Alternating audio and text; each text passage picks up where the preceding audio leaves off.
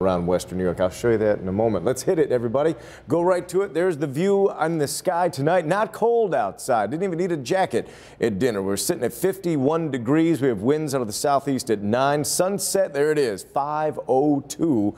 And everybody felt that as they were going home from work tonight. Now we have these southeast winds are keeping even the traditionally cooler sections of the southern tier well above freezing in the 40s tonight. Lake Erie, this is going to be an important number, 52, because the air above it at about 5,000 feet, 1 mile directly up, that's going to get really cold. And you're going to see a pretty big temperature difference coming up. Not much going on right now, but it's not too far down the pike either. We saw this way out here, almost by Indianapolis. Now it's already through Cincinnati. It's got its eye on western New York, and you can see all of this is coming this way. There's some yellows, oranges, and reds in there, which means we have an opportunity for some pretty heavy rain in the morning. So the bus stop, it's still a C, 53 degrees. That's how we start the day. Don't dress them for the cold, dress them for the wind and the rain that's going to be coming. That's as we start the day. Now we look at the wind advisory. How big are the winds? About 50 miles an hour. Good enough to knock some branches down. Good that we're losing the leaves because things are about to change, because when we start to see those 50-mile-an-hour winds, good enough to tip some totes, but you will find some branches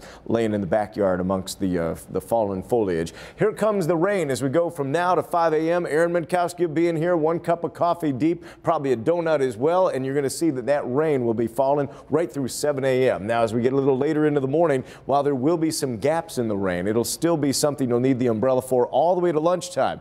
After lunch, that's when it begins to settle down as far as the rain goes, but the winds pick up. Remember those 50-mile-an-hour gusts I talked about? Especially tomorrow afternoon. And what does that lead us to the voting booth? Well, definitely it's going to be one where as you head out in the morning, you want the umbrella. It'll be warm but windy in the afternoon, and during the dinner hour, temperatures will be falling. Speaking of falling temperatures, that's the trend in the 7-day forecast, down to the 40s with a gusty, windy Wednesday. We talked about the snow. Here it comes as we transition from wet to white on Friday into Saturday. 40s go to 30s, and there are no more 60s. They have left the building. We're the only ones to do the 10-day, folks, and it ain't pretty. As you go into next week, you see the 30s, 30s, 30s.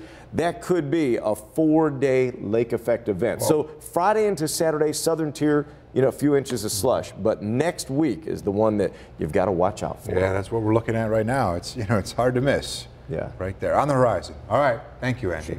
All right. Still a few months away, but the excitement is noticeable.